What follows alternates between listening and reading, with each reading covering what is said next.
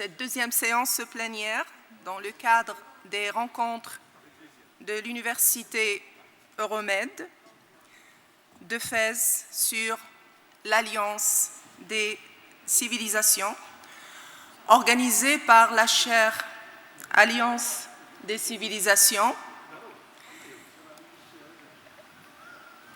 présidée par Monsieur l'éminent professeur Dr Abdelhak Azzouzi, et qui porte sur le thème « Migration et coopération internationale vers des politiques d'immigration plus humaines et plus cohérentes ». J'appelle donc à la tribune Monsieur Driss Liazami. Vous êtes déjà là. Monsieur Driss Liazami, donc enchanté. Monsieur James Holyfield, Monsieur Mohamed Zakaria Aboudab, Madame Laura Palatini, Madame Catherine Widol de Wenden, Professeur Martina Weiner, Professeur Fiona Adamson et Professeur Ruth Bermeo Casado.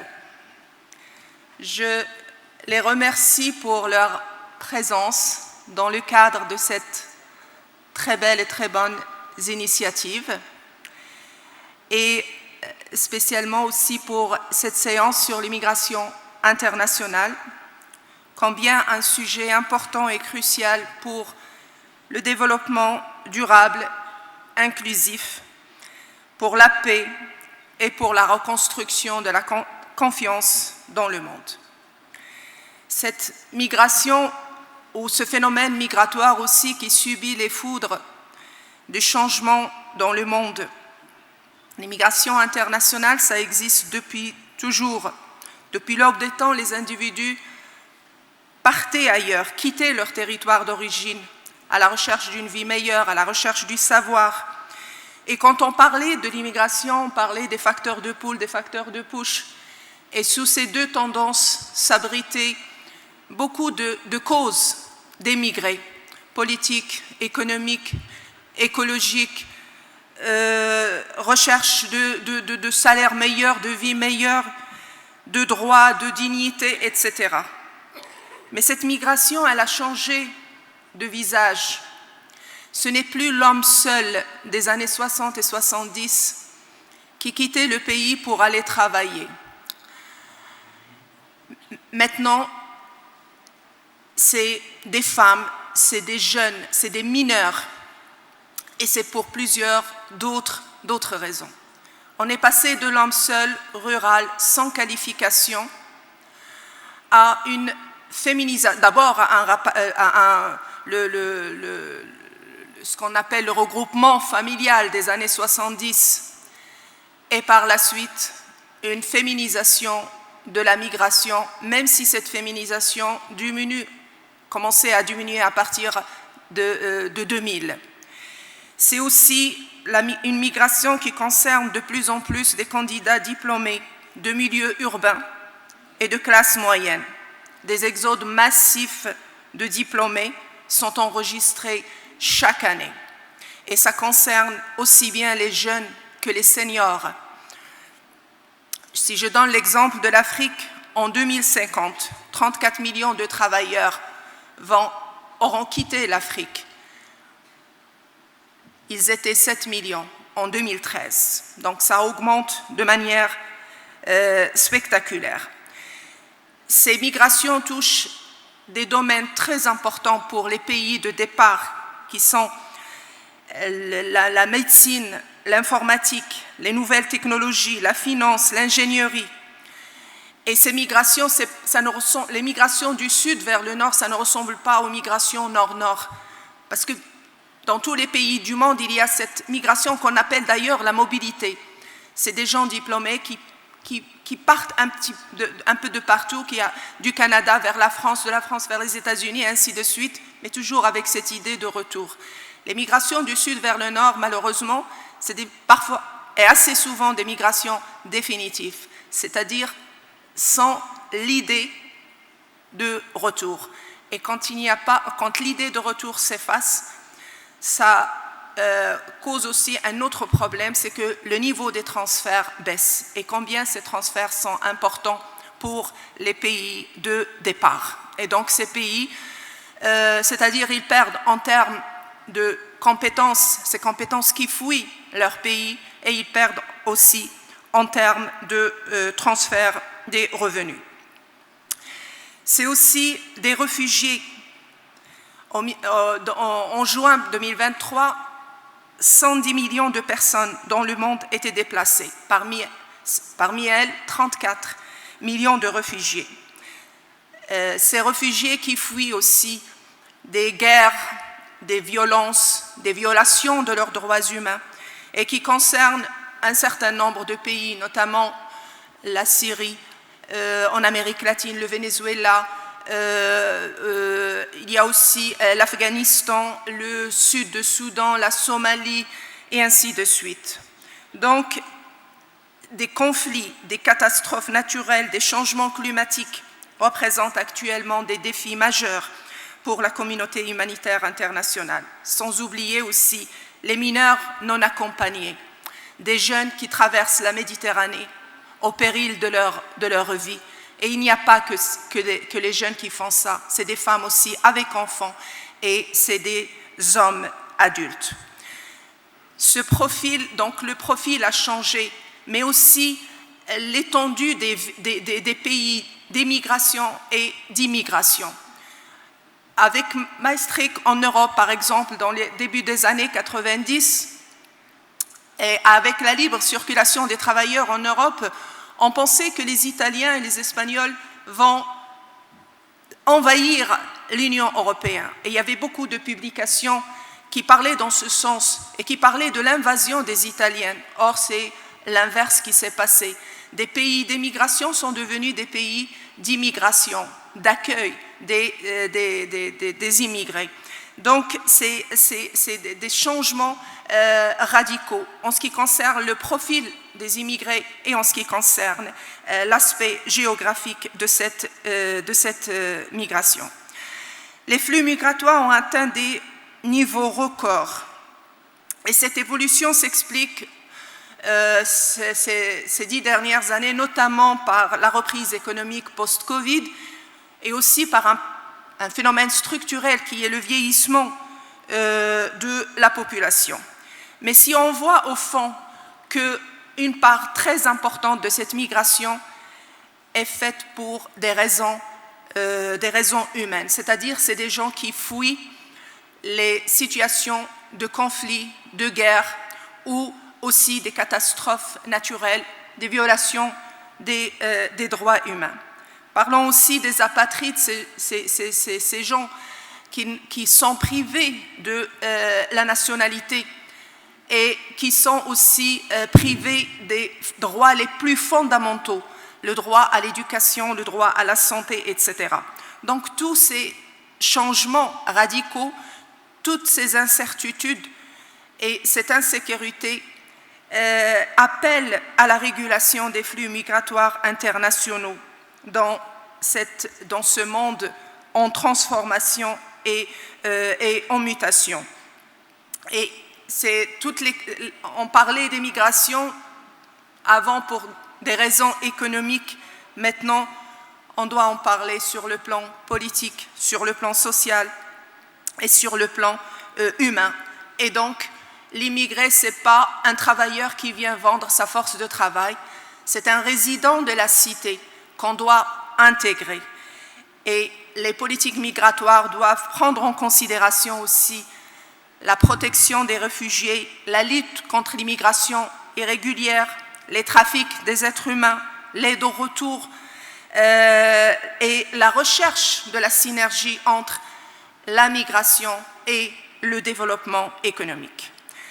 Nous sommes ici en présence de spécialistes éminents pour aborder cette complexité du phénomène migratoire dans le monde, de son évolution et des solutions pour un meilleur partage des retombées de ce phénomène entre pays d'accueil et pays de départ à travers une coopération juste et respectueuse des intérêts et des besoins des pays de départ, des pays en développement. Donc, sans tarder, je cède la parole à M. Driss Liazami pour nous faire une présentation sur le sujet. Donc,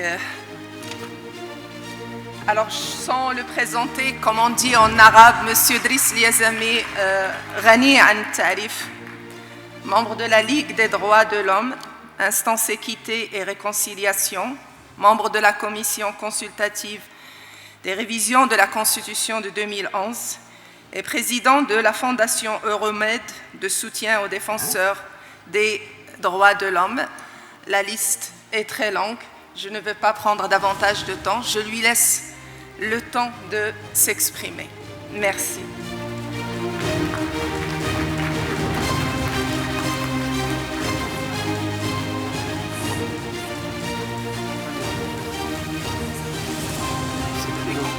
Très bien, très bien.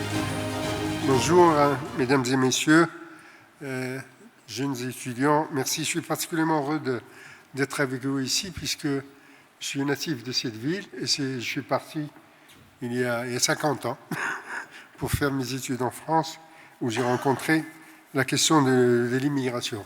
Et j'ai eu notamment le bonheur d'être à la Ligue française des droits de l'homme avec mon amie Catherine Vitol de Winden qui est ici parmi nous. Mais écoutez, en 7 minutes, 8 minutes, c'est le temps qui nous est imparti, et j'espère qu'on aura un peu de temps pour échanger avec vous. Je voudrais simplement dire que ce qui a été dit et présenté sur la question migratoire au niveau mondial s'applique d'une manière ou d'une autre aux migrations marocaines au pluriel. Nous avons aujourd'hui plus d'un siècle, puisque les problématiques de l'immigration sont actuelles et sont dans l'actualité, mais en même temps, elles sont inscrites dans une histoire très longue qu'il faut tout le temps rappeler. Les migrations marocaines, comme en plus d'un siècle aujourd'hui, les premiers migrants marocains sont partis au milieu du 19e siècle vers l'Algérie coloniale et ont permis, avec la migration andalouse, la colonisation et la mise en valeur de l'Oranie.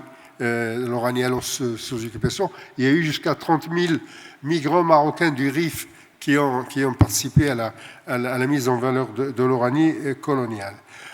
Aujourd'hui, l'immigration marocaine, c'est plus de 6 millions de personnes d'ascendance marocaine et avec notamment, bien évidemment, une présence très forte en Europe.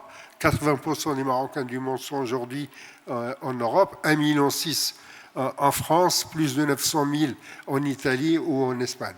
Dans les 10 ans qui viennent, j'imagine que les Marocains d'Italie et d'Espagne équivaleront ceux de France, avec bien évidemment le vieillissement des premières générations et l'émergence des jeunes générations, mais surtout ce qui a été souligné, le développement du niveau socioculturel de ces Marocains. 20% pratiquement aujourd'hui des Marocains du monde, c'est Bac plus 6. Nous n'avons plus affaire à cette vieille immigration qui a été soulignée, avec notamment l'émergence de nouvelles formes de migration, comme par exemple la question des mineurs non accompagnés, y compris de la bonne ville de Fès. Alors, il y a aussi plusieurs dynamiques qui sont à l'œuvre, la féminisation, ça a été souligné. Un migrant marocain un Marocain du monde aujourd'hui sur 2 est une femme, et bien évidemment le maintien d'un lien très très fort au pays, tout en constatant une dynamique d'enracinement, terme que je préfère à celui d'intégration, d'enracinement dans les pays de résidence. Aujourd'hui, par exemple, sur le plan, s'il y avait une sorte de symbole de tournant dans ces dynamiques d'enracinement, de mon point de vue, c'est déjà 2007, la campagne électorale en France, avec Ségolène Royal s'opposant à Nicolas Sarkozy, et les 2 porte-paroles des 2 candidats sont 2 jeunes filles d'ascendance marocaine, Rachida Dati d'un côté et Najat Vallaud-Belkacem de l'autre. Alors, et ce qui a été aussi souligné, le rôle que les transferts jouent dans l'économie marocaine. Alors, qu'est-ce que je pourrais dire très rapidement, hein? Ce qui est marquant, me semble-t-il, aujourd'hui, c'est cette dualité dans les discours des pays du Nord. On a d'un côté une surpolitisation, une surmédiatisation de la question migratoire, qui est devenue quasi générale au niveau international, et en même temps une compétition acharnée pour les talents et les compétences. C'est un peu le double constat. Compétition, pas simplement pour les compétences hautement qualifiées dans certains domaines.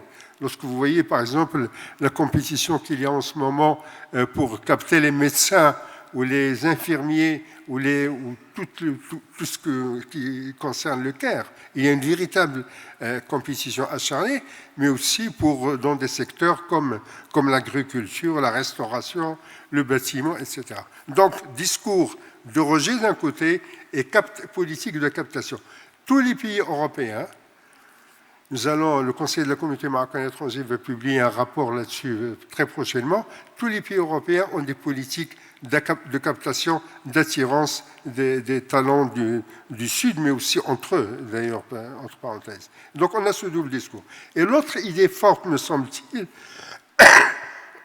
pardon, je remonte d'une grippe depuis plusieurs jours. Et donc, ce qui est frappant aussi, si vous voulez, c'est les difficultés de la gouvernance internationale. Alors que c'est une question internationale, nous avons une véritable difficulté de la gouvernance de la question migratoire au niveau mondial. Alors, le cadre qui relève du droit international des droits de l'homme, c'est-à-dire la Convention des Nations Unies sur les travailleurs migrants et leurs familles, qui est le texte qui relève du noyau dur du droit international des droits de l'homme, il est signé et ratifié à ce jour que par des pays du Sud. Aucun pays du Nord, aucun pays démocratique du Nord n'a signé ni ratifié le principal instrument de protection des droits des travailleurs immigrés au niveau mondial. Ce sont les pays du Sud qui l'ont signé et ratifié. Le Maroc a été un des premiers, du tout premier à le signer d'ailleurs. Deuxième texte qui ne relève pas du droit international, mais qui est tout de même une avancée réelle, qui est le pacte de Marrakech de décembre 2018. Vous devez vous rappeler les difficultés de son adoption, y compris le Maroc et la Suisse étaient les pays qui étaient leaders au niveau des Nations Unies pour l'élaborer et le faire adopter. La Suisse s'est retirée. Elle n'est pas venue participer à la conférence de Marrakech, alors que c'était un des pays chargés d'élaborer un texte international de gouvernance et de gouvernance de la question migratoire.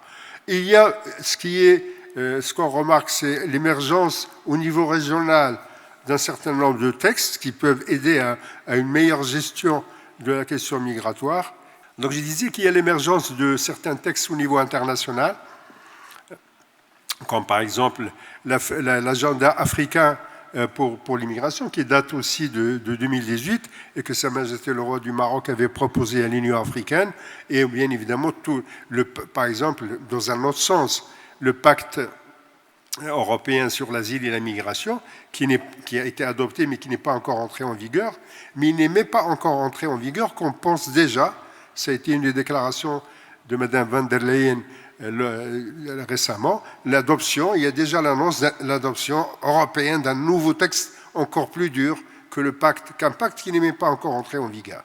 Et donc on est au niveau dans certaines régions d'une sorte d'inflation juridique qui va toujours dans le sens justement de réduire les droits des migrants et de renforcer les politiques de contrôle. Alors on est dans cette situation avec là aussi, me semble-t-il, et ce sera ma conclusion, nous avons d'évidence besoin, ce qui est le titre un peu de cette table ronde, d'une gouvernance partagée, d'une gouvernance responsable, démocratique, conforme au droit international des droits de l'homme de la question migratoire.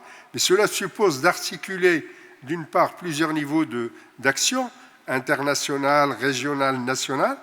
C'est pour ça que, là aussi, ce n'est pas pour s'autoféliciter. Il y a encore beaucoup à faire, mais le Maroc, par exemple, a adopté en 2013, à l'initiative de Sa Majesté le Roi, une politique d'accueil des étrangers au Maroc, qui s'est concrétisée notamment par une politique de régularisation exceptionnelle en 2013 et en 2014. Mais donc on a besoin d'articuler des niveaux différents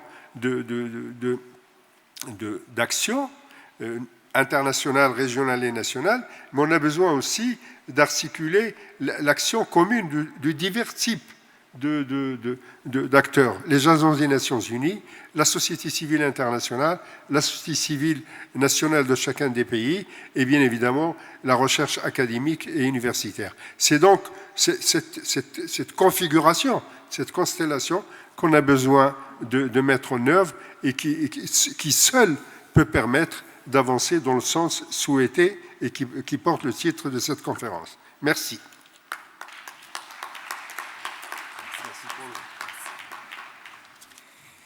Merci, Monsieur Liazami, pour cette présentation sur la situation migratoire au Maroc.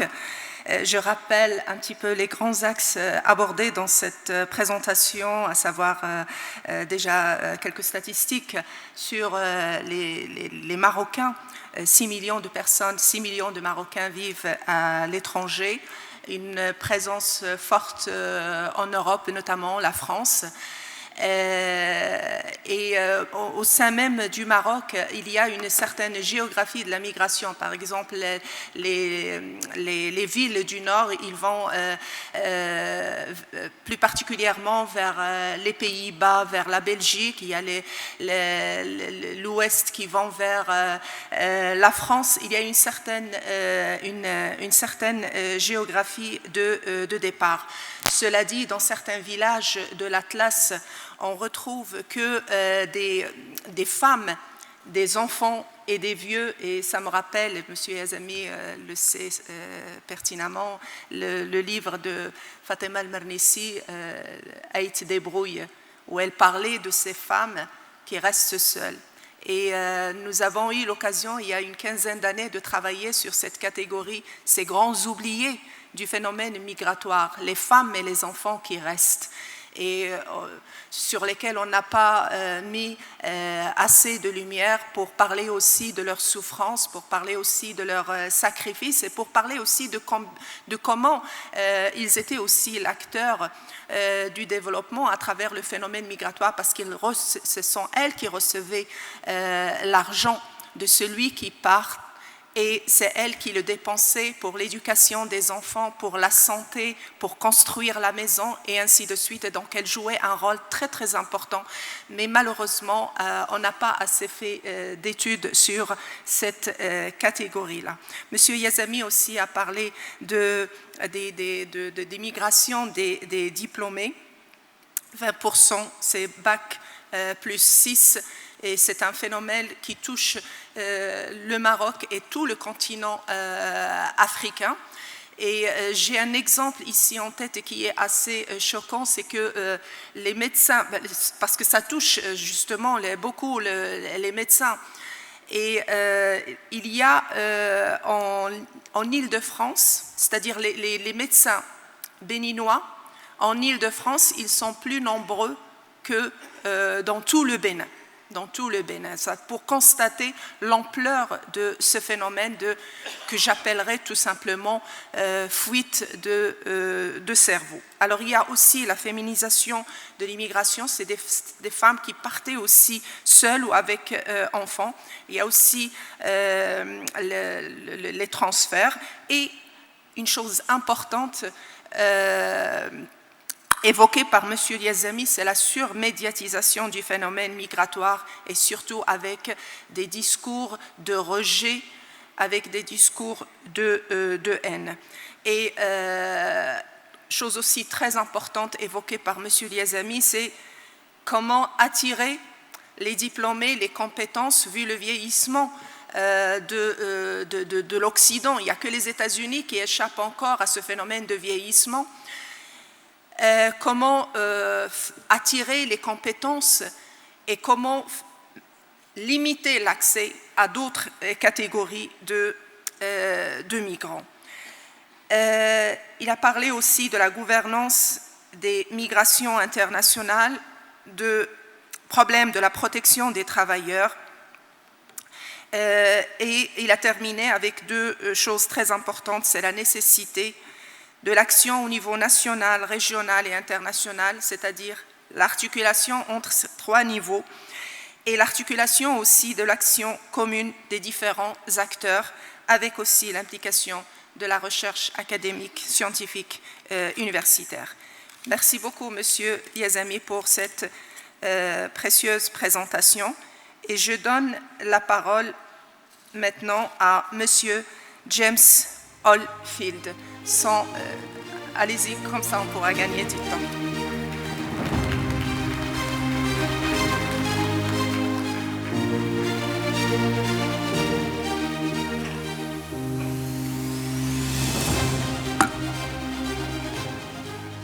Merci beaucoup, surtout à mon collègue Abdelhak Azouzi, qui nous a invités ici. Alors, je voulais vous parler surtout de ce qu'on appelle la gouvernance des migrations. Et cette gouvernance se déroule en 4 dimensions, à 3 niveaux. Et je dirais que la politique de l'immigration, c'est vraiment le cauchemar de beaucoup de politiques partout dans le monde, parce que c'est toujours extrêmement difficile de trouver un équilibre dans la gouvernance des migrations. On est toujours tiré d'abord vers le côté économique de l'affaire, parce qu'on a besoin de la main-d'œuvre, on a besoin du capital humain, et ensuite, il faut faire attention au côté juridique de l'affaire, quel droit accorder aux étrangers, aux immigrés. Donc, les gouvernements sont obligés de chercher un équilibre entre droit et marché, mais en même temps, il y a un côté sécuritaire dans cette affaire. Donc, il faut toujours protéger le territoire, il faut faire attention au terrorisme, aux attentats. Donc, ça, on nous a rappelé depuis les attentats du 11 septembre 2001 aux États-Unis qu'il y a sûrement un côté sécuritaire à l'affaire. Mais en même temps, il y a une 4e dimension, et c'est la dimension culturelle. Donc, quand on pense au problème d'intégration et de diversité, là, ça pose un énorme problème dans les sociétés. Et on voit ici au Maroc que le Maroc est devenu un pays vraiment multiculturel, ouvert et stable. Donc, je félicite les Marocains d'avoir trouvé un certain équilibre dans cette politique d'immigration. Mais je vais insister d'abord sur ce que j'appelle le consensus libéral d'après-guerre, et comment comprendre ce consensus libéral. C'est ce qu'on appelle le système Bretton Woods, qui a été mis en place en 1944. Et c'est un système qui nous a apporté la paix, plus ou moins. Il n'y avait pas eu de guerre mondiale pendant cette période. Et quand on arrive aux années 80, le communisme est vaincu avec la fin de la guerre froide, en 89-90. Et le politologue, le philosophe politique Fukuyama nous a dit que c'était la fin de l'histoire, le triomphe du libéralisme. Et on pensait arriver à une certaine paix éternelle, comme disait Emmanuel Kant. un monde beaucoup plus ouvert, avec la circulation des marchandises, des biens, des capitaux et des personnes. Donc c'était l'avènement des sociétés plus ouvertes, plus tolérantes, plus multiculturelles, avec les droits civils, civiques, les droits de la personne accordés aux minorités, aux immigrants. Donc une sorte de nouvel ordre libéral fondé sur la démocratie, les droits de l'homme et le libre marché. Un ordre mondial multilatéral sous l'hégémonie bienveillante des États-Unis, ce qu'on appelle dans les années 80 le moment unipolaire. Mais alors, aujourd'hui, au XXe siècle, nous avons constaté un peu l'effondrement de ce consensus néolibéral. Et on a perdu notre ennemi commun, le communisme. Donc on a constaté un changement structurel extrêmement important du système international et on a vu le retour féroce de la partisanerie et comme on disait pendant des décennies, la politique devait s'arrêter au bord de l'eau, mais alors surtout au XXIe siècle, la politique ne s'arrête pas au bord de l'eau. Et nous avons vu la montée d'un populisme réactionnaire radical et une sorte de politique de terre brûlée. Donc le retour d'une droite radicale en Europe, aux États-Unis, en Grande-Bretagne. Et on a tendance à chercher un nouvel ennemi, un ennemi commun. Et dans beaucoup de sociétés de pays occidentaux, cet ennemi commun, c'était l'islam radical surtout. Mais il s'avère que ce n'était pas si facile de rendre le monde plus sûr pour la démocratie. Nous avons constaté des échecs énormes de la politique étrangère des États-Unis en Afghanistan, en Irak. Alors, l'effondrement de cet ordre néolibéral, que faire? Comment expliquer l'effondrement de cet ordre libéral? On a un sentiment fort, un fort sentiment de déclin, de perte d'identité et de privation relative dans les démocraties dites libérales. Et on a un sentiment de perte de place et de pouvoir, la fin de l'empire, le déclin de l'hégémonie. Les gens se posent la question, pourquoi les immigrés, les étrangers, devraient-ils prendre de l'avance alors que moi, je suis en course sur place, en retard aux autres? Et on entend souvent les gens dire « ce n'est plus mon pays ». Donc un fort sentiment d'anomie dans nos sociétés. Et on a tendance à dire que nos enfants n'auront pas le même niveau de vie que moi ou mes parents. Nous prenons du retard. Ensuite vient la crise financière et la grande récession de 2007-2009 qui aggrave ce sentiment de déclin et de perte de contrôle. Donc, on a un environnement social parfait pour l'ascension des leaders forts, charismatiques, qui proposent de rétablir l'ordre avec un nouveau sentiment de fierté nationale. Donc, je dirais qu'on est en train de constater ce que j'appelle un retour vers l'avenir. Et cet avenir, malheureusement, c'est un avenir qu'on a vu déjà dans les années 1920. Alors, et comment sortir? Comment trouver la possibilité d'une coopération multilatérale, d'une coopération et surmonter les problèmes d'action collective. Je voulais conclure simplement en disant que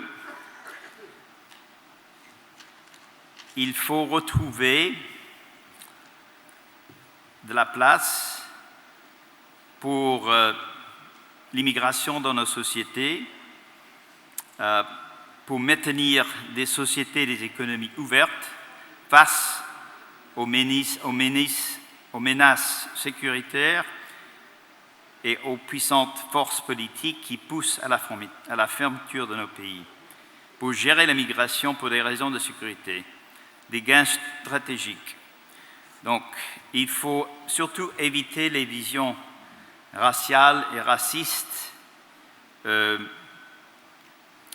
la société qui sont toujours présentes et il faut constater que rien ne garantit que la vision plus large et plus tolérante du libéralisme va prévaloir.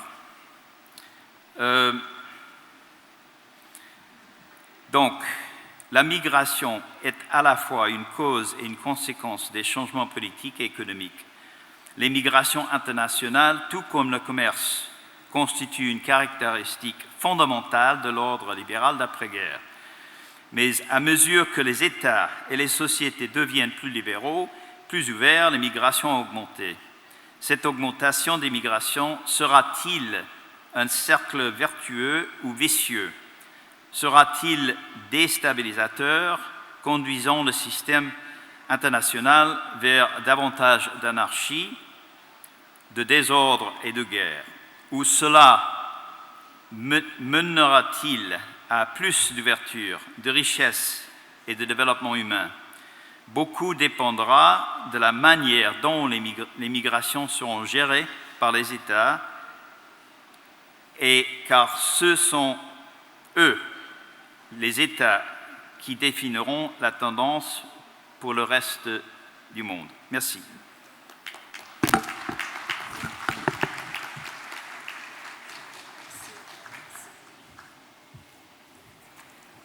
Alors, merci, Monsieur Oldfield. Alors, je rappelle que Monsieur Oldfield est titulaire de la chaire Ora Nixon Arnold en économie politique internationale et directeur du Tower Center à l'Université méthodiste du Sud aux États-Unis. Il est membre de la chaire Alliance des civilisations. Merci, Monsieur Oldfield, pour cette présentation. Donc, je rappelle un petit peu les grands axes, à savoir les difficultés de trouver un équilibre entre, dans le phénomène de la migration, un équilibre entre le besoin en travail, mais aussi quel statut et quel droit donner à ces travailleurs pour garantir la sécurité aussi dans les pays d'accueil. Donc la question principale, c'est comment conjuguer l'économique et le juridique en garantissant le sécuritaire. Un autre axe important abordé par M. Oldfield, c'est la dimension culturelle. Et dans ce cadre, il a rappelé le cas du Maroc, un pays multiculturel. Et aussi, il a abordé la question du consensus libéral d'après-guerre qui a débouché sur une certaine paix dans le monde.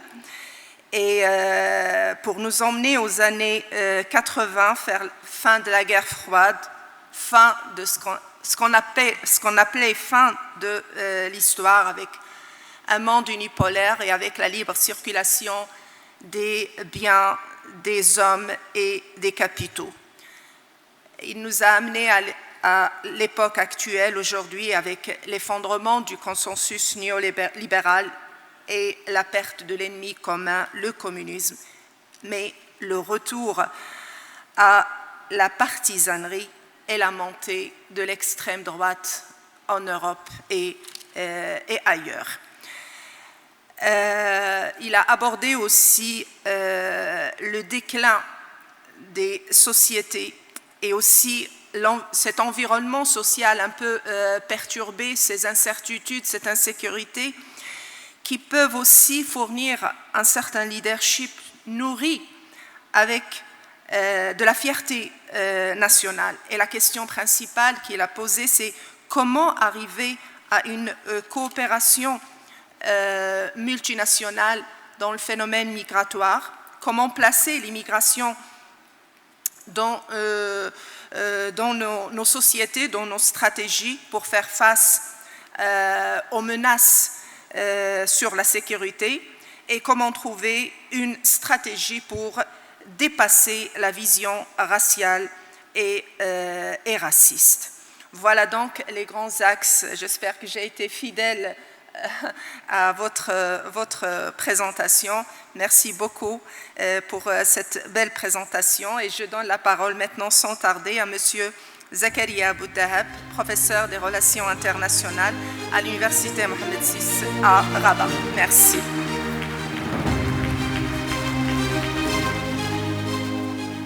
Bonjour, merci Madame la modératrice pour cette entrée en matière. Et comme le temps est minuté, je vais le faire en style télégraphique. Merci d'abord, c'est Abdelhak, grand ami, de m'avoir convié à cette rencontre qui me tient à cœur, puisque Dialogue des civilisations, ça m'interpelle même en matière d'action personnelle engagée sur le plan de la société civile. Alors, peut-être 4-5 points essentiels. Premièrement, Dialogue des civilisations, Alliance des civilisations, quel lien avec la cohérence et l'humanisme que l'on devrait imprimer aux politiques migratoires. Moi, je crois qu'il s'agit peut-être d'aller vers ce concept de bien public mondial. Aujourd'hui, dans le cadre des changements climatiques, nous sommes en train de le forger.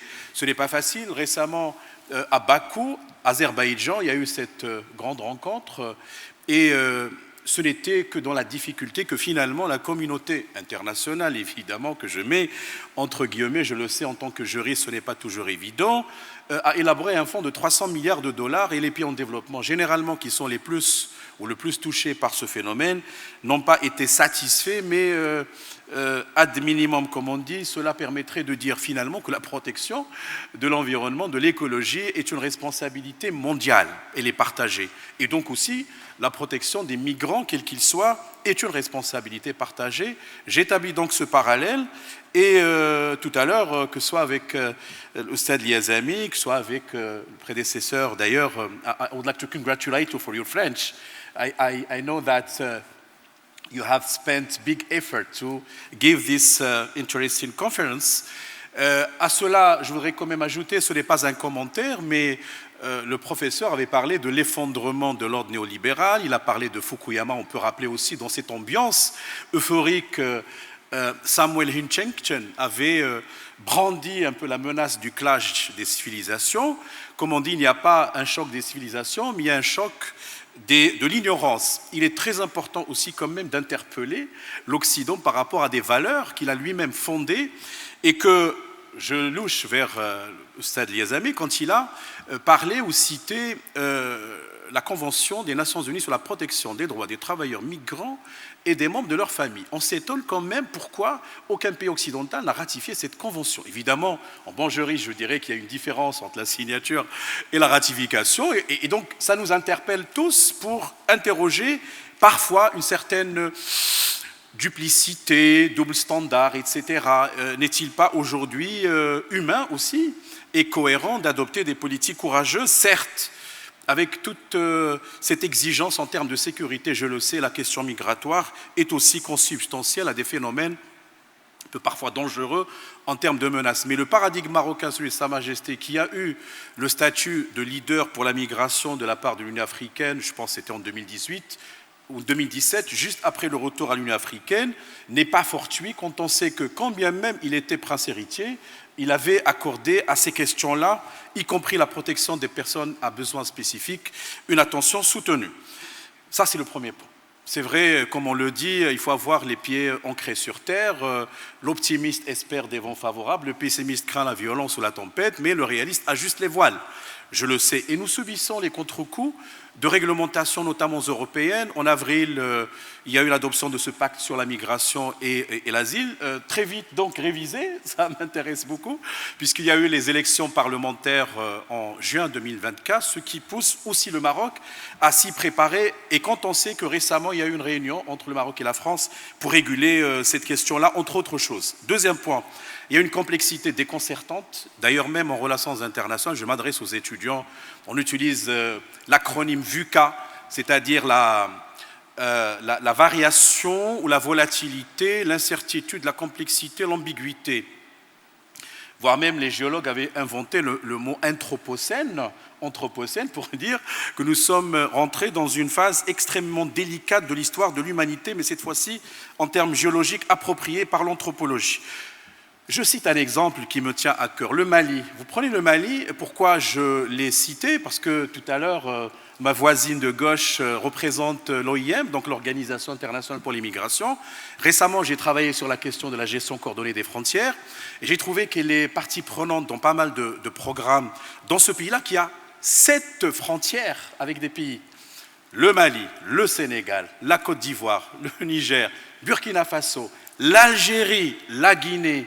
Comment un seul pays peut réguler ces flux s'il n'y a pas une gestion coordonnée, non seulement par rapport à un voisinage immédiat, mais également par extension, par ricochet du point de vue marocain. Et la complexité de la chose fait que aussi, du point de vue du droit international, il y a des migrations et des droits au pluriel. Droit international qui est lacunaire, quand bien même il y a eu production de textes pour combler les lacunes. Deuxièmement, il y a le droit international des droits de l'homme, des réalisations majeures, mais il y a aussi le droit international humanitaire, le droit international de la protection des réfugiés, le droit de l'asile, le droit des minorités, etc., etc. Ce qui fait qu'aujourd'hui, nous sommes dans une espèce de dispersion de caractère composite de ces droits qui, malheureusement, n'embrayent pas toujours sur la réalité quand on sait que les États préfèrent plutôt des démarches unilatérales plutôt que le multilatéralisme auquel mon prédécesseur a convié. Troisième point, oui, émigration, mais encore une fois, dans un contexte mondial d'aggravation des menaces, encore une fois, ce n'est pas évident.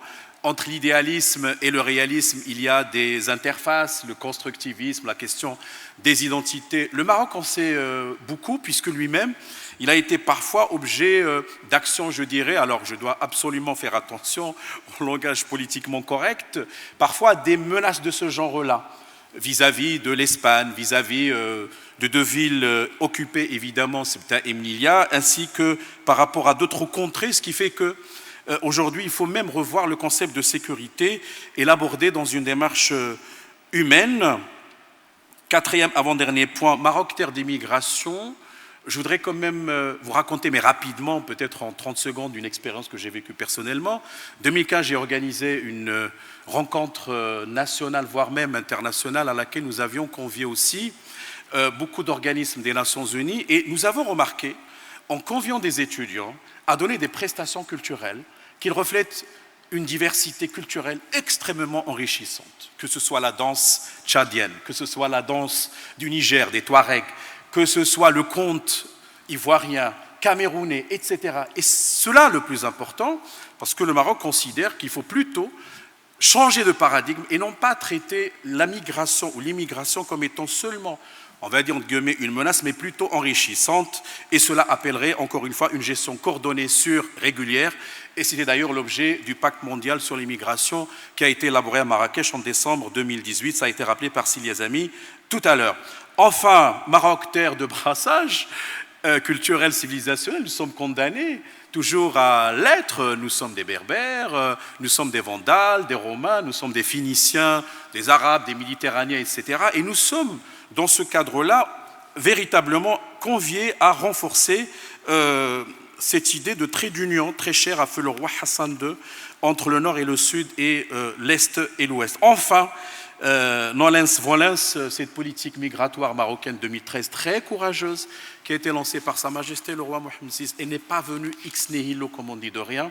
Mais je crois que ça traduit d'abord la fibre sociétale et humaniste du roi Mohamed VI, mais comme on dit, many hands make work light.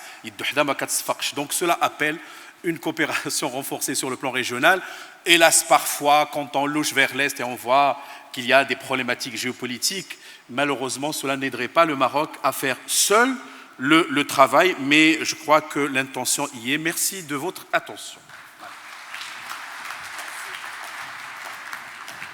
Merci, Monsieur Abou-Dahab, pour cette présentation très riche, dont je rappelle un petit peu les axes. Donc, vous avez démarré sur un thème très important et qui est la protection de l'environnement. Vous avez tracé le parallélisme entre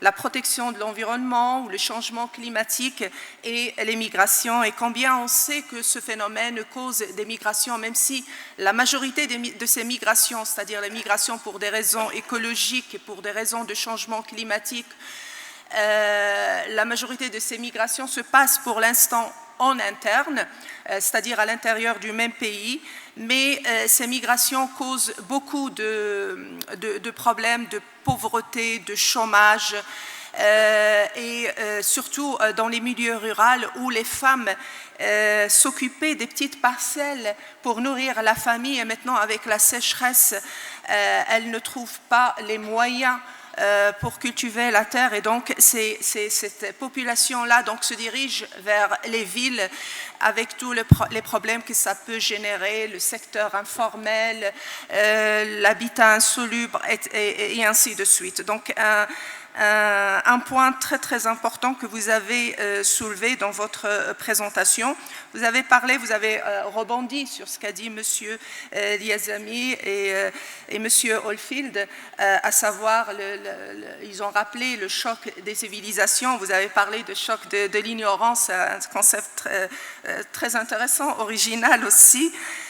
Vous avez aussi rebondi sur ce qu'a dit M. Liazami, très important, que ce pacte pour la protection des travailleurs a été uniquement signé par les pays du Sud, et ça manque, comme vous l'avez souligné aussi, après la défaillance ou les lacunes du droit international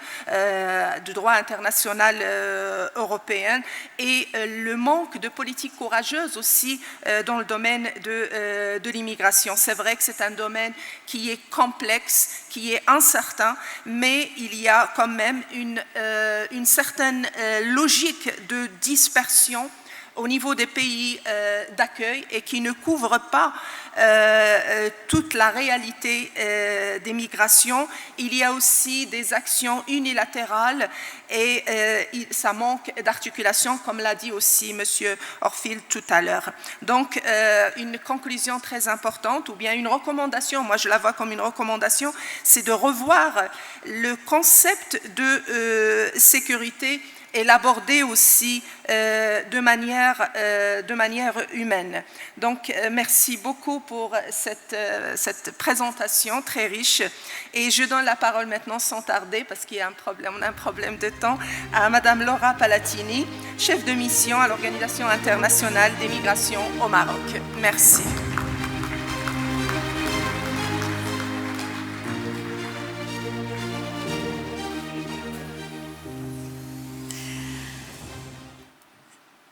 Salam alaikum. Bonjour à tout le monde. Good morning, everybody. I have to tell you that based on my position, I have the tendency to take part and to be with minorities.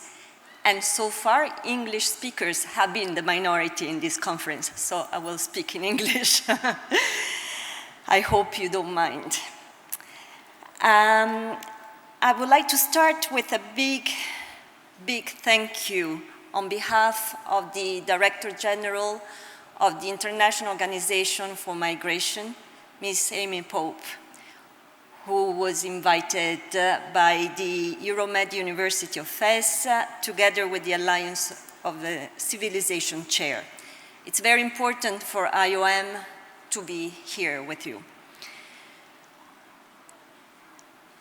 Yesterday and today, I've listened, not heard. I listened to so many important and inspiring words. And I would like to stress this, because words are important. Words matter. Never forget to give the right importance to every single word you write, you sing, you recite. Every word is important and makes a difference. And now it is an honor to be with such an impressive panel. A panel that is very academic, and a panel that please allow me to tell you, it's gender balanced. It's finally, I think we are so used to see panels that are all men. We are not so used to see all women panels, but here, now we have a rightly balanced panel. So please, let me congratulate you for that. And it is a privilege to address such a distinguished audience on the critical topic of migration and international cooperation. The movement of individuals across borders, it is a phenomenon that has shaped human history and continues to do so with profound implications for both the societies they live and those they join. Today, in this panel, our objective is to foster a dialogue that could inspire the development and implementation of more humane, coherent, and effective immigration policies.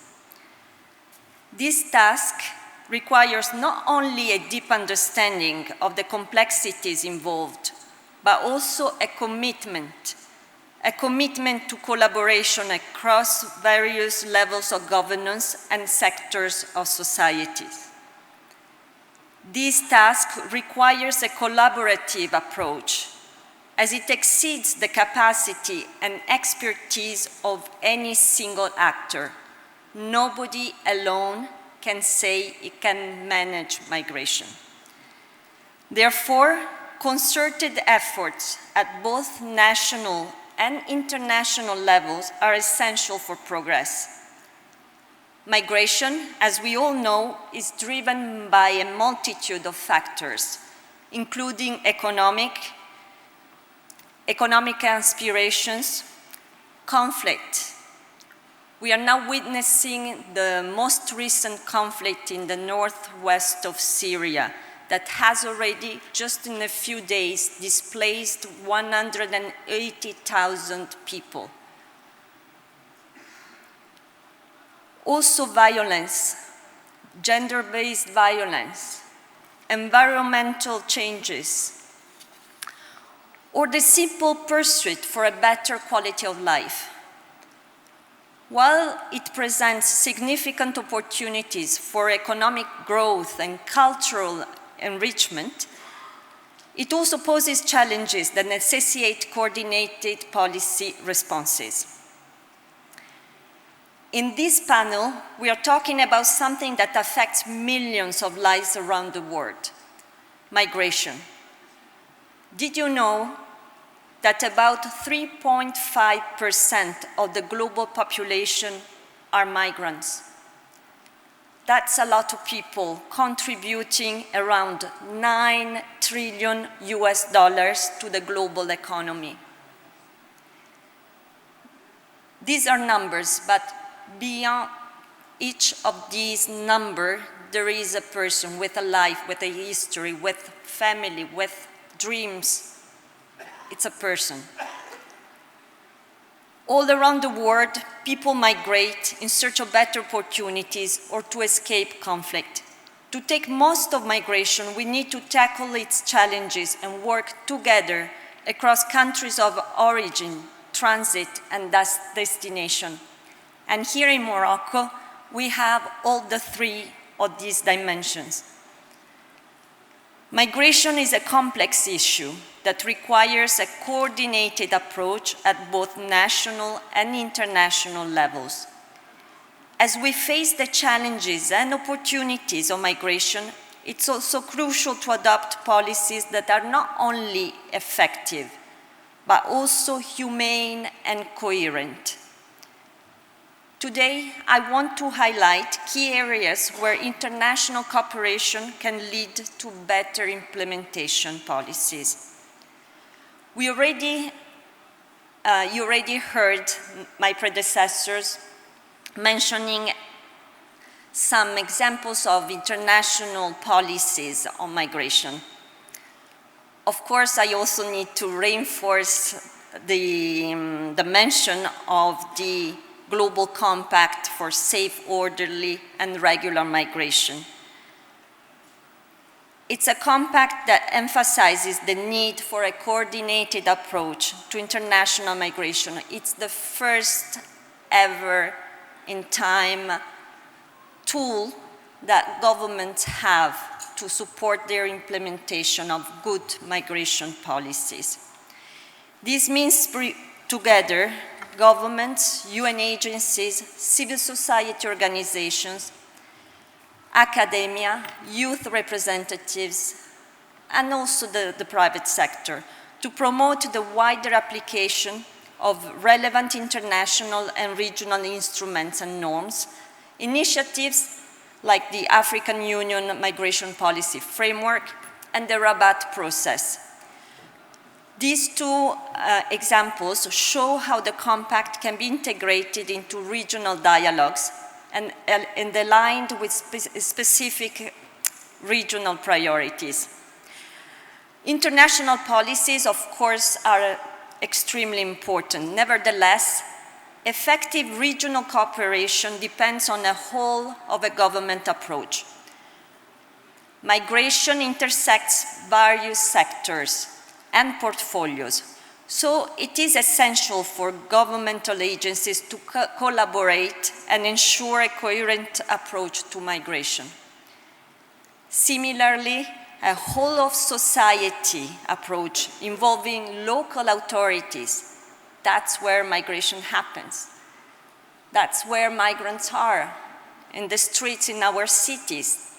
That's where they live. So it is important that the whole of society approach involving local authorities, the private sector, NGOs, international and local organizations, enhancing the sharing of expertise and resulting in more effective migration management. One critical area where international cooperation can make a significant impact is the management of migration flows.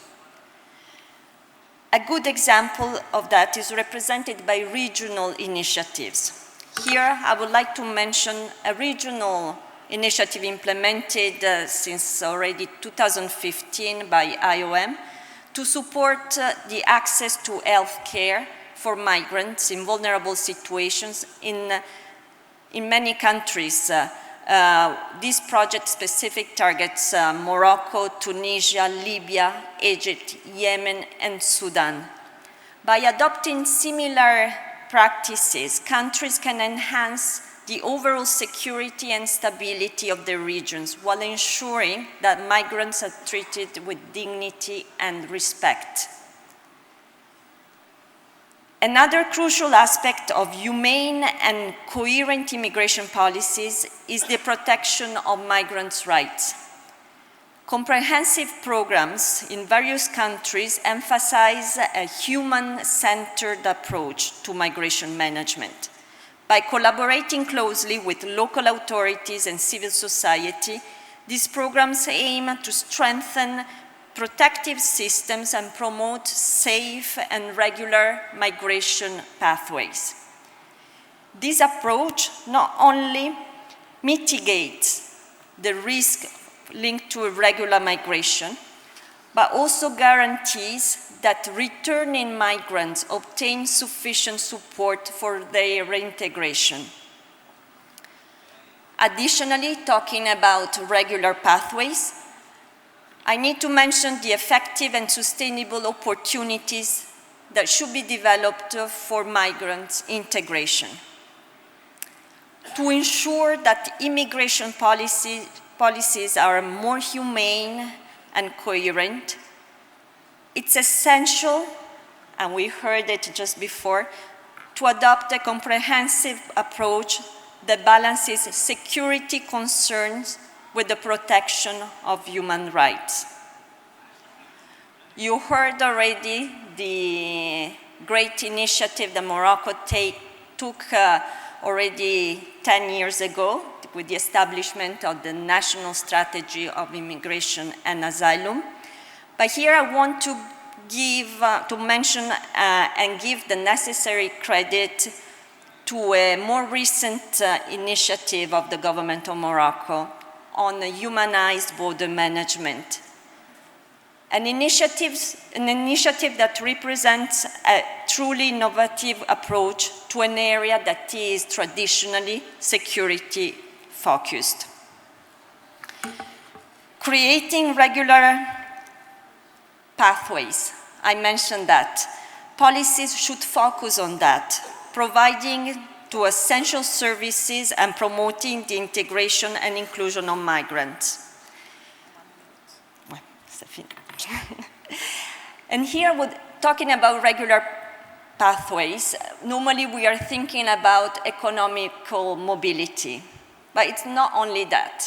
And again, I would like to give credit to Morocco initiatives of the millions of scholarships that the government of Morocco is supporting to international students to come to Morocco. IOM Deputy Director General Daniels once emphasized that regular pathways are not just about meeting economic needs. They are about human rights, and more simply are about doing the right thing. By fostering international cooperation and adopting best practices, countries can develop immigration policies that are both effective and compassionate. In conclusion, achieving more humane and coherent immigration policies requires a concerted effort from all stakeholders involved. By fostering international cooperation, promoting policy coherence and prioritizing the well-being and rights of migrants, we can create a migration system that is not only effective, but also compassionate and just. As Kofi Annan once stated, we need to think of migration as a process that can benefit all, not a problem to be solved.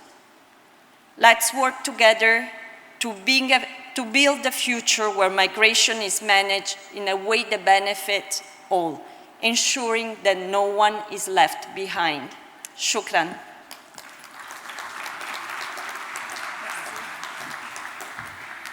Merci, professeur Laura Palatini, pour cette présentation.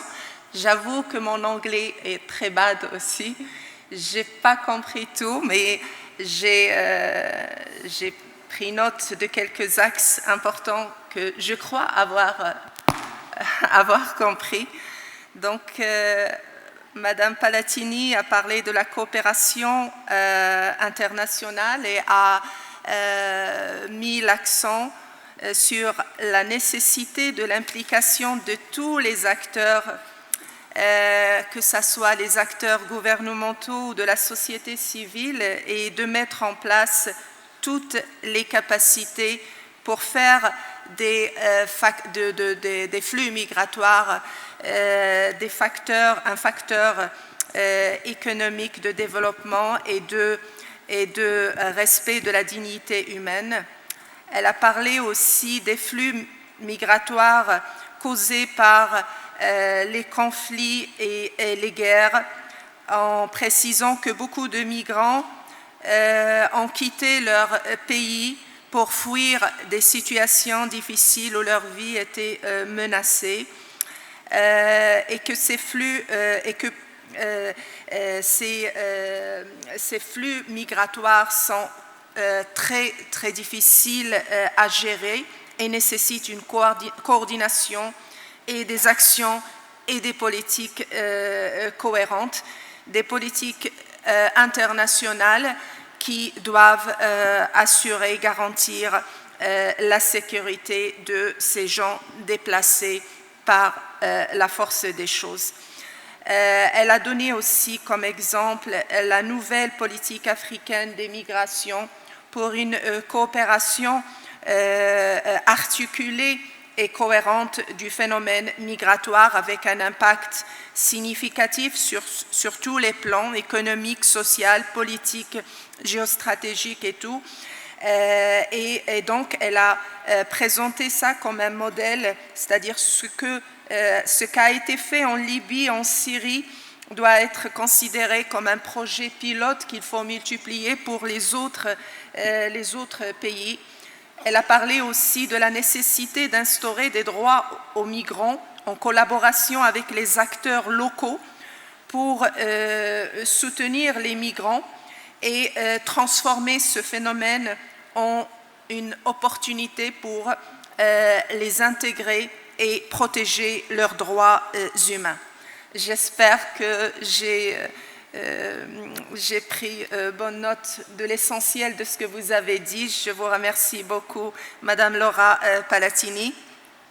Et je cède la parole maintenant au professeur Catherine Widol de Wenden, politologue, grande spécialiste de la question des migrations internationales, consultante auprès de l'OCDE. Et voilà, voilà, voilà. Alors, chercheur, pour résumer, chercheur au CNRS. Et moi, je voudrais faire une présentation personnelle de Madame Catherine de Wenden.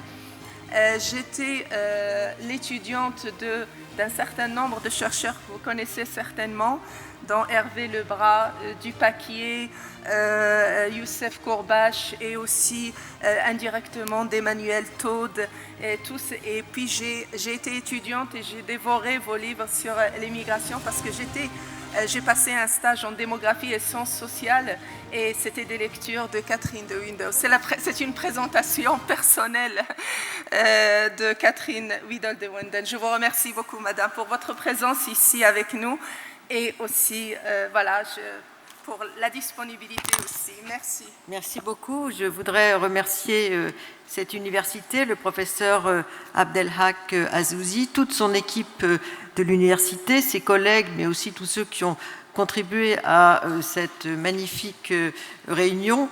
Et je salue les étudiants que j'ai eus au mois de mai dernier dans mon cours sur une vision globale des migrations. Donc, bonjour à tous. Et je voudrais essayer de traiter cette thématique sous un angle un peu différent, parce que beaucoup de choses ont été dites par mes collègues et amis qui sont ici.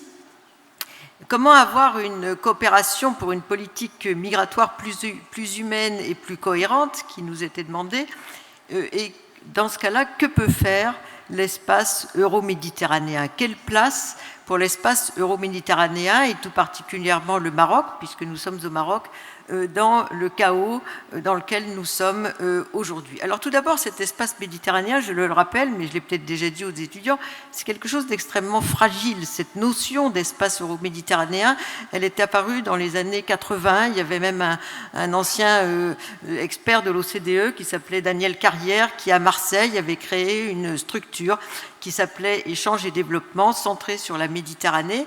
Et cette thématique de l'euro-méditerranée a fait florès, si j'ose dire, puisqu'elle a débouché après l'ouverture à l'Est pour équilibrer en Europe ce penchant vers l'Est, vers le Sud, avec les accords de Barcelone 1995-2015, qui avaient toute une série de propositions très généreuses, tout à fait intéressantes, qui n'ont pas toujours été suivies de succès. On peut considérer que c'est un demi-échec et un demi-succès, mais enfin ça a installé dans le paysage international la notion de l'espace méditerranéen. Et ça, je crois que c'est assez intéressant. Il y a eu beaucoup de réunions qui ont eu lieu, notamment à Malte, sur ces différentes thématiques, et beaucoup de pays du pourtour méditerranéen qui y ont participé.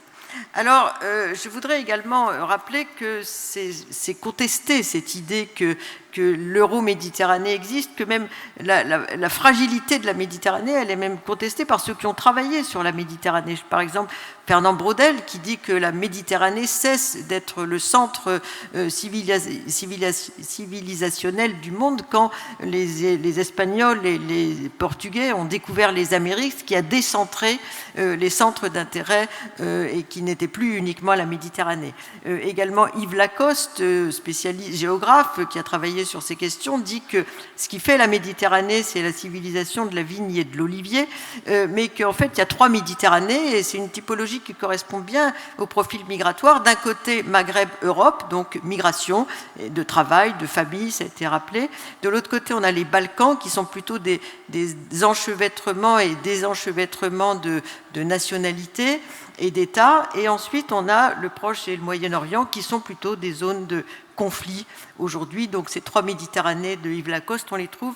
Et ce qui montre que l'espace euro-méditerranéen, en tant qu'acteur international, est extrêmement fragile, contesté et très diversifié, si j'ose dire.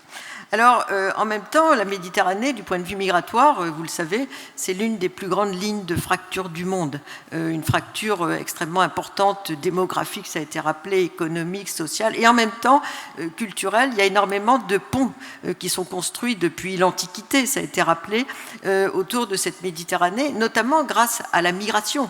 La notion de transnationalisme est tout à fait inhérente à l'analyse des migrations dans l'espace euro-méditerranéen, à travers non seulement les transferts de fonds, mais toute la vie associative qui se construit de part et d'autre de la Méditerranée, les mariages mixtes, bien sûr, les politiques diasporiques qui sont souvent menées elles-mêmes, encouragées par les pays de départ, dont notamment le Maroc et la Turquie, qui sont les 2 plus grandes diasporas méditerranéennes en Europe, et également toute une série de politiques qu'ils mènent pour essayer de politiques diasporiques qu'ils mènent dans ce sens à travers le soutien aux associations, le soutien à leurs élites à l'extérieur, favoriser les transferts de fonds, les politiques d'investissement, une gestion de l'islam à distance. Donc, on pourrait comparer, d'ailleurs ça a été fait, le Maroc et la Turquie dans cette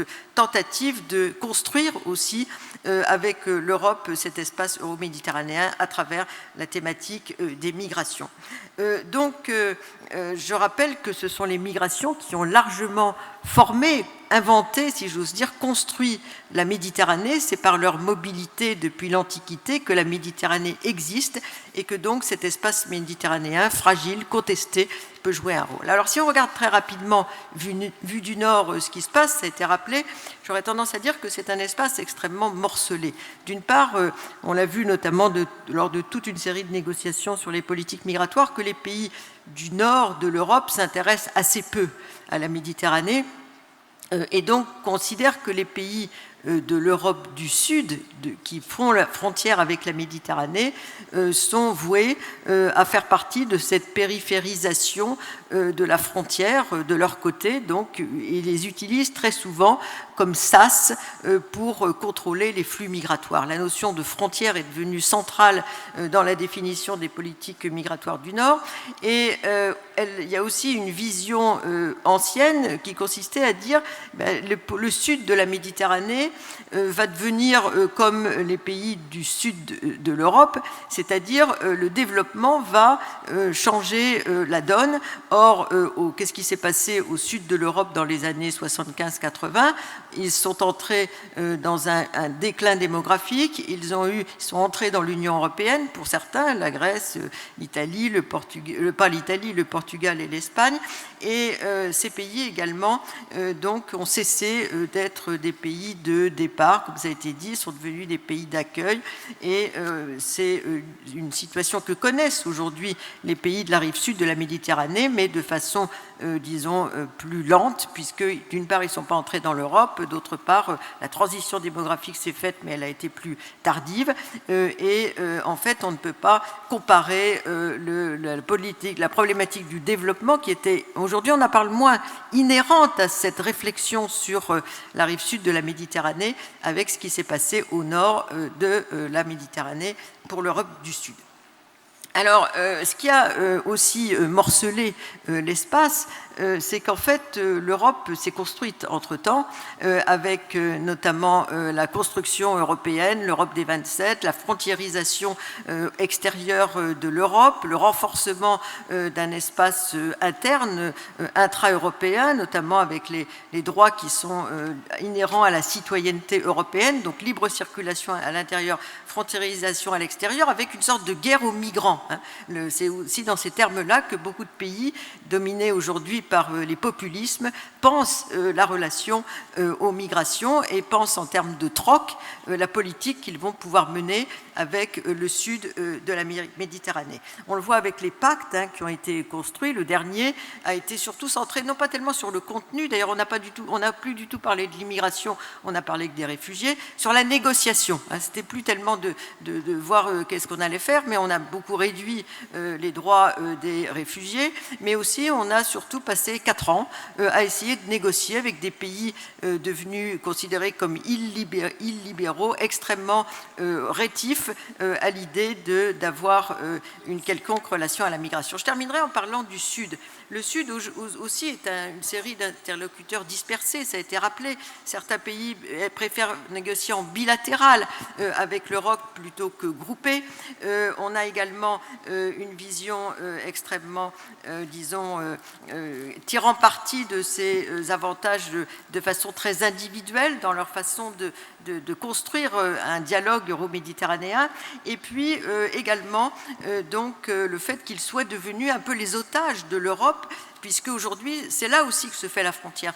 La frontière s'épaissit au sud et avec finalement toute une série de difficultés de passage de pays d'émigration à pays d'immigration, tout en restant également pays d'immigration, pays de transit, etc.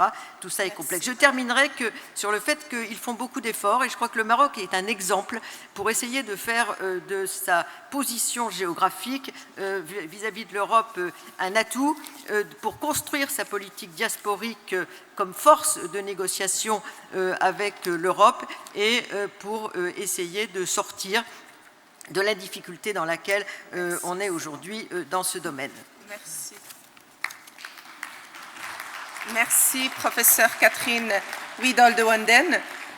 Alors, on a un énorme problème de temps et c'est difficile de résumer votre intervention, tellement elle est riche aussi. Elle a abordé des points, un angle de vue nouveau, à savoir comment la coopération pour la migration, comment faire pour une coopération pour une migration plus humaine et quelle place pour l'espace Euromed, cet espace que vous qualifiez de fragile, de diversifié, qui représente une grande fracture du monde en ce qui concerne la migration. Vous avez abordé un point très important aussi, c'est la question de la transnationalité qui est inhérente au phénomène migratoire. Vous avez parlé de la politique diasporique et comment des pays, comme vous avez donné l'exemple de la Turquie, peuvent, à travers les investissements, la gestion de la question religieuse, etc., faire de la migration un espace de consensus. Donc, la migration, vous l'avez rappelé, a formé l'espace Euromed, et vous avez parlé de la notion de frontière, de pays du Sud, quand tout à l'heure je l'avais, qu'on craignait, qui étaient des pays d'émigration, qui sont devenus des pays d'immigration à cause du déclin démographique.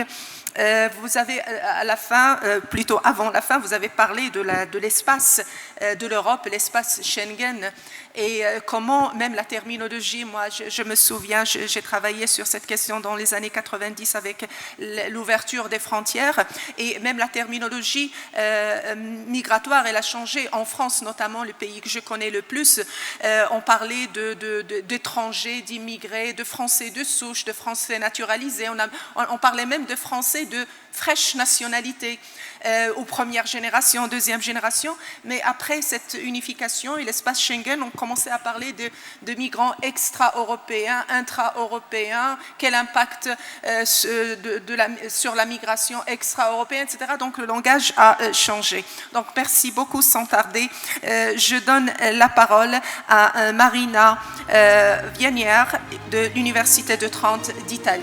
Merci. Et merci de prendre aussi pas plus que 4 minutes pour votre intervention, s'il vous plaît. Okay. C'est difficile. Okay, okay, On va I essayer. understand. Merci. Okay. Hello, everybody, ladies and gentlemen, esteemed colleagues, dear students, and distinguished guests. Thank you very much for this invitation. It's really an honor to be here with you and discuss about this vital conversation on building a more humane migration policies. My name is Martina Zweiner, and I come from Italy, where I'm based and where I work at a university together with an extended and interdisciplinary team of researchers studying migration. We approach this topic from a perspective that might not always be at the forefront of the public discourse, one that prioritizes the lived experiences of migrants. We are clearly aware of the numbers, of course, the migration statistics and the demographics and the economic impact of migration. But what we focus on most is the human side of migration, the everyday lives of migrants, the way they create homes, nurture their families, form friendships, and yes, also experience love. It is in these everyday practices that we think, and that I as a researcher see, that we can truly understand migration as a dynamic, a multifaceted experience. Let me begin by saying that migrants, in my opinion, are not just hands as they are often portrayed in a reductionist narrative that often describes them as such. They're not simply a workforce to be used and discarded once they're not needed any longer. Migrants are much more than this, in my opinion. They bring richness and diversity to the societies they join. They are enriching our cultures, our communities, and also, clearly, our economies. This diversity is not only valuable, I think it is essential. In an age where the world is becoming more interconnected, we cannot afford to overlook the importance of embracing difference. Migrants are central to the societies we are building. They are agents of change, resilience, and innovation. In our work, we focus on understanding migration through the lens of these lived experiences. Take, for instance, the everyday rituals that migrants create in their new homes. How do they adapt to their traditions to a new environment? How do they make new friends? And how do their children navigate the complex world of school in a new social dynamic? These questions matter because they show us that migration is not just a shift in geography. It is a process of building new lives, new relationships, and possibly new identities. We also focus on how migrants build their social networks, how they make connections, form friendships, how they marry, with whom they marry. These interactions are often dismissed as personal or private. I think they offer us a far richer understanding of what it means to be integrated into a new society.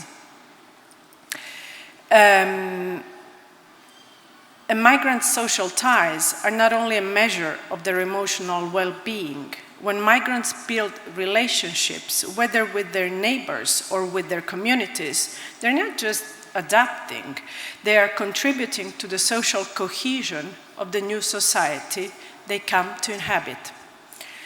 I want to share a small snapshot about my more recent research in which I focus on on the intersection of migration and sustainability. What I call, and other researchers have called, green citizenship. As we look at the ways in which migrants engage with sustainability practices, whether through community-led environmental initiatives or participation in local green policies, we can see another layer of how they integrate into society. Sustainability, as its core, is about creating systems that are inclusive, equitable, and forward-thinking. Migrants, in my opinion, are crucial to this vision. When migrants engage with institutions in their new societies, whether by participating in local governments, environmental organizations, or community programs, they are not just being integrated into a system. Yes.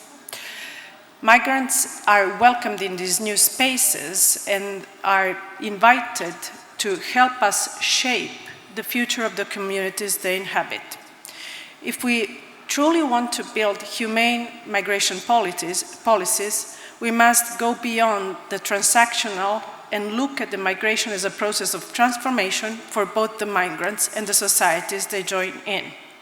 I believe that the success of migration policies should not be measured only by how well migrants adapt to their new homes, but how well societies allow them to thrive. Thank you. Thank you. Merci beaucoup, Madame Marina Weiner, pour votre communication. Je suis vraiment désolée, je vous prie de m'excuser, je m'excuse aussi auprès des intervenants. On a une contrainte de temps, vraiment la pression, c'est plus que la contrainte. Et donc je vais céder la parole tout de suite au professeur Fiona Adamson, professeur à l'Université de Londres au Royaume-Uni et membre de la chaire Alliance des civilisations. Et s'il vous plaît, 4 minutes, pas plus. Thank you very much. Thank you to Euromed University. Thank you to Professor Azzouzi. I will keep my remarks very short because I know we are waiting for lunch. To move and travel is as natural as human life. In many respects, it is national borders that are unnatural and invented rather than the movement of people. We all live on one planet. It should be easy to move across it. However, it is not for most of the world's people. The post-1945 liberal international order never included freedom of movement for most of the world's population. In many respects, it has been an unequal international order. The majority of the world's population face expensive visa regimes, border restrictions, and obstacles to movement. National sovereignty and power politics still dominate the world of migration management, with migration increasingly an issue in nationalist and populist politics, with migrants too often used as a scapegoat for other problems and issues. It is important to keep in mind all the historical, social, and economic entanglements that go with migration, and how migration is connected to geopolitics, including trade, but also foreign policy and security issues. This means that migration and migration management are a central aspect of international relations and part of the foreign relations of states, connecting state interests in multiple and complex ways. And I will shorten this to say that we should not prioritize interstate cooperation over the rights of people to move freely and the provision of protection to those who are forced to move. The challenge is how to foster global cooperation on migration issues that can foster an open, equitable, and flexible system, not one that hardens borders, treats vulnerable people as pawns in geopolitical games, or that in which states forcibly remove or detain people.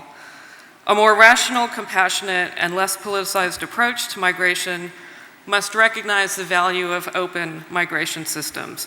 Europe and Africa need each other at this crucial time.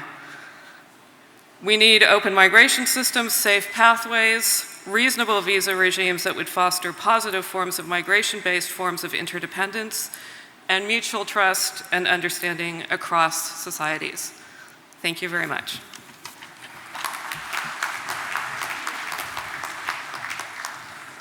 Merci beaucoup, professeur Fiona Adamson. Et je cède la parole à monsieur Ruth Bermejo Casado qui va intervenir à distance. C'est ça? Madame. Ah oui, madame, pardon. Madame Ruth Bermejo Casado. Professeur à l'université Rey Juan Carlos en Espagne. Hello everyone. Thank you to the University of Romain Defebvre. I'm very sorry not to be there with all of you today, with this excellent panel and all the people in the room. I would follow, as I know we are running out of time, I will follow Professor Fiona comments on a different policy with multilateral cooperation. I know the framework from which the European Union looks at migration nowadays. It's focus on crisis management, our short-term responses, also with a reactive idea about how we need to manage migration. But I think, and I would like just to highlight the example of Moroccan-Spanish relations as one example of different management of migrations. Is not always the best example, but I think we are going in the right direction. As you know, Moroccan migrants in Spain are really important. They were the second group of migrants and now the third one after Colombians and Venezuelans. But it's been always a key issue in the relation between Morocco and Spain. And in that sense, I think we were pioneers on the agreements, what we call second generation agreements on migration.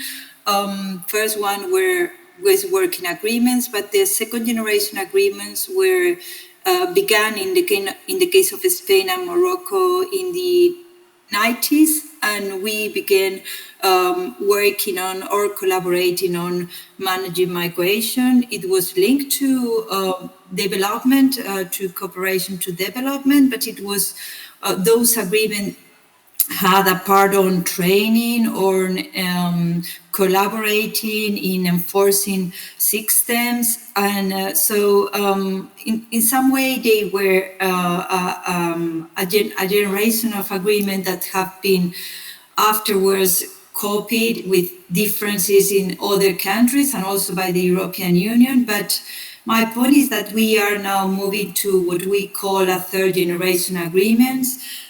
These third generation agreements is like the Africa Advance Plan, and now the Spanish African strategy has been presented last month. The point in these kind of agreements, and this is what I would like to highlight, is that they are based on dialogue in which different countries collaborate and expose their need, their preferences, and what they want about migration. And also they are broader than dealing only with migration. They include many issues, and not only trade or aid, development aid, but also other issues like that today are really key, like sustainability, climate change, transformations. So I think this is a way to work together based on dialogue, and also they are part of this general foreign policy. Migration is something that we need to deal in this context of multilateral relationships, and we need to find the way to manage through dialogue. So I think that could be this optimistic idea of this about these new generation agreements. It's my my point today. Thank you very much, and sorry for not being there.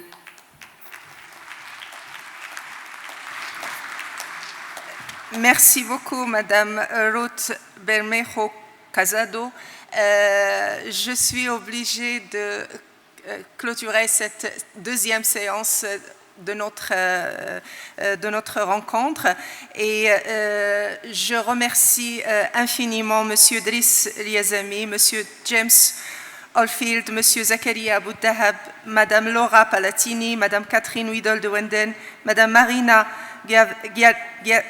Weiner, Madame Fiona Adamson et Madame Ruth Bermejo Casado pour leur participation très riche, très diverse, que malheureusement on n'a pas le temps de les synthétiser, mais ça sera certainement lors d'une publication ou lors de la séance de clôture ce soir. Je remercie énormément le public pour sa présence, pour sa participation à cette rencontre très importante pour notre pays et aussi à cette séance qui traite d'un thème très très important et qui interpelle toute la communauté internationale à tous les niveaux et en toutes dimensions. Je remercie Monsieur le professeur Abdelhak Azouzi et je le félicite pour cette très bonne initiative. Je le remercie vivement et c'est le mot de la fin. Donc voilà, on termine cette deuxième séance. Merci beaucoup. Merci.